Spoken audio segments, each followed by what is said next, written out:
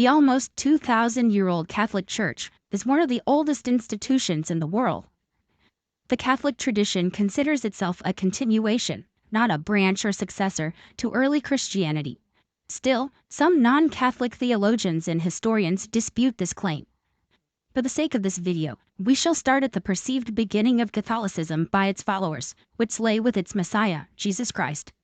We shall also explore the beginning of the Roman Catholic Church, which many non-Catholic sects of Christianity claim to be the foundation of Catholicism. According to St. John, Jesus Christ is the eternal Son of the Father because his nature is divine, and his purpose is the preservation of the world. But the Son of God also has a human nature in which he is simply Jesus of Nazareth. As such, his purpose is to symbolize the religious growth of humanity. Thus, Jesus has a dual nature, a divine one and a human one. When unified in one person, these natures create the perfect man, the ideal of virtue and piety. Jesus Christ was born in Bethlehem in Judea sometime between 6 and 4 BCE. It is widely believed that he was born during the reign of the first Roman emperor, Caesar Augustus. We know little to nothing about the childhood of Jesus Christ, but there are apocryphal gospels that try to fill the void.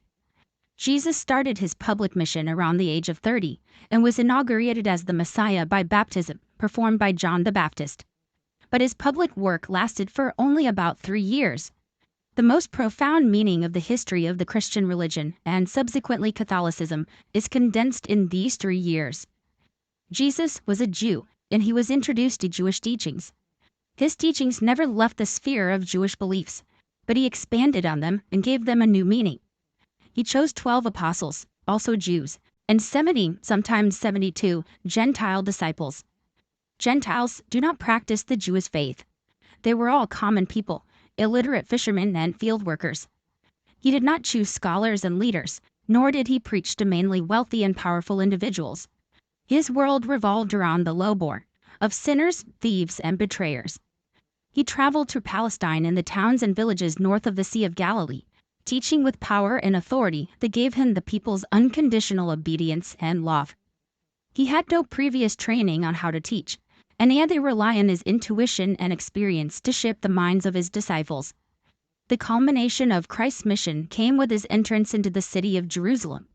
By this time, he had already had a reputation for being a political and religious agitator, especially among the Romans.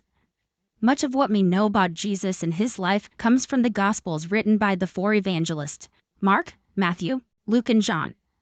The main goal of the Gospels was not to record a biographical and historically accurate account of Jesus' life, but to persuade readers of his divine nature. The Gospels were written some 40 years, some even say 70 years after the death of Jesus Christ. Their authors never claimed to know the life of their Messiah.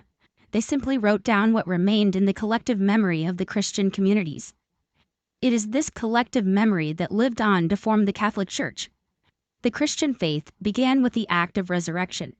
Before that, Jesus was regarded as the Messiah of an already existing faith, Judaism. But early Christianity wasn't anything like we know it in the modern day. It was still just a branch of Judaism, and its followers were members of an apocalyptic messianic Jewish sect. Resurrection was not a new concept in Judaism, as early Christians did not see themselves as followers of a different faith. They only thought that Jesus' resurrection gave a new meaning and clarity to their religious sentiment. It is essential to understand that at this point, Christianity was still not a religion on its own. It was a sect within Judaism. Therefore, the apostles didn't spread a new faith, but rather a new thought within the already existing one.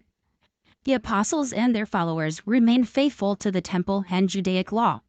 But not all Jewish leaders welcomed this new sect and the belief that Jesus was the promised Messiah. The spread of Christianity was not an explosive event.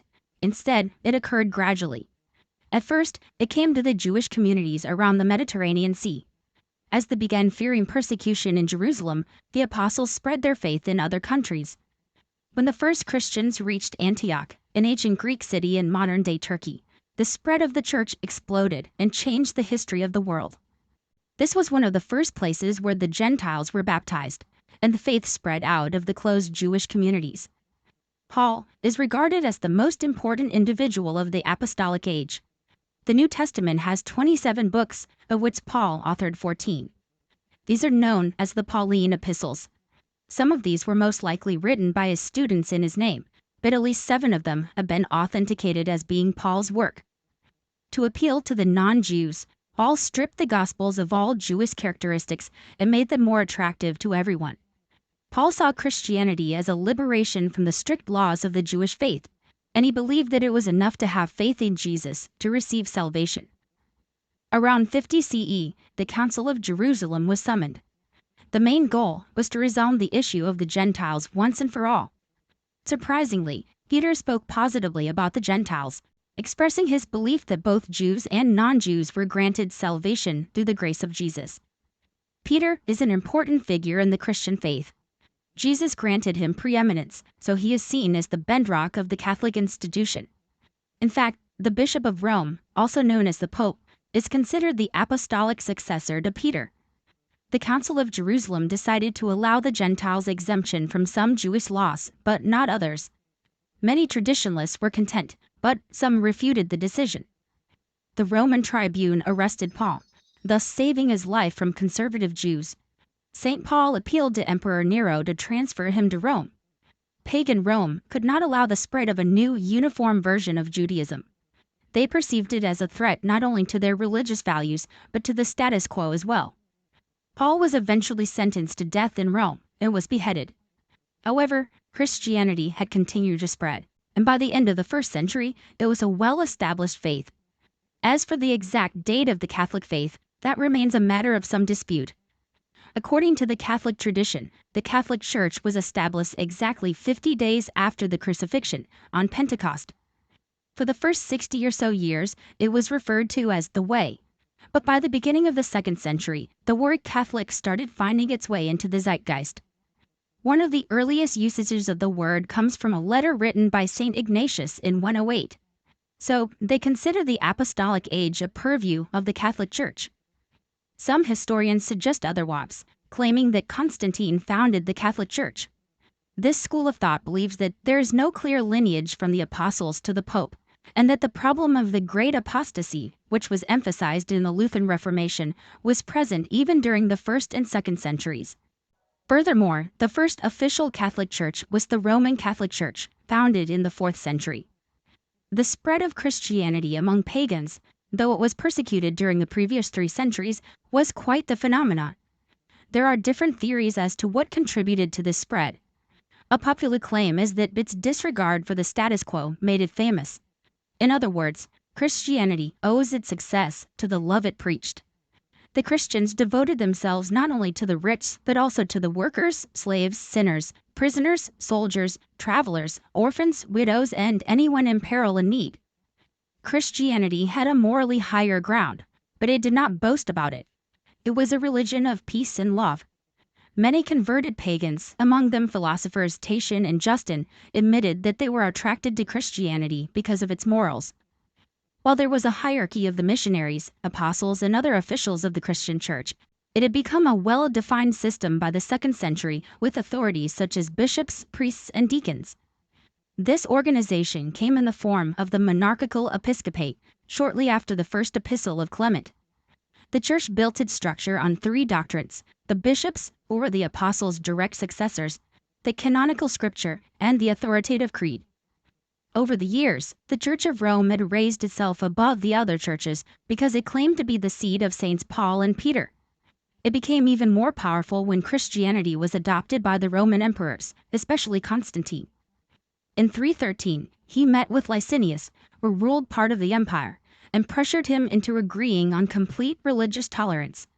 The Edict of Milan, which allowed Christians to be free and retrieve all of their property and preach their religion as they saw fit, was a major milestone. Gradually, Constantine started suppressing paganism. In his early days, he still acted as the supreme pontiff of the pagan religion, and he paid homage to the sun god.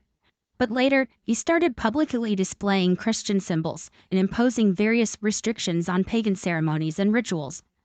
According to tradition, he converted to Christianity in 312. Constantine's genuine acceptance of Christians would only come once he began identifying the state's interests as being the same as the church's interests. He hoped to achieve the unity of the state and the church, and it would use his imperial power to meddle in religious affairs. In 324, Constantine became the sole ruler of the entire empire. In 325, the emperor gathered more than 200 of the empire's bishops in the First General Ecumenical Council, known as the First Council of Nicaea. He took a personal interest in the debate and even joined the council on a few occasions. But it seemed that the matter wouldn't be easily settled, and it continued to bring disunity in the church until the death of Constantine in 337. The answer to when did Catholicism start will be different depending on who you ask. Some will point to Constantine's unification of the state in the church, while others draw a papal lineage from Peter and the church fathers. There is no simple answer, and it is a multifaceted question that people have argued about for centuries. Just like any other religion, there is no absolute common ground. The Catholics believe their church was founded by none other than Jesus Christ, and they draw their spirit from the ancient period and the tradition of the early centuries. The popes felt it was their duty to preserve the purity of the faith. The only way they knew how to do that was by preserving the old doctrines, dogmas, and traditions. Others claim that Catholicism as a branch may have emerged anywhere between the 1st and 4th centuries, but that it did not derive from the Messiah himself.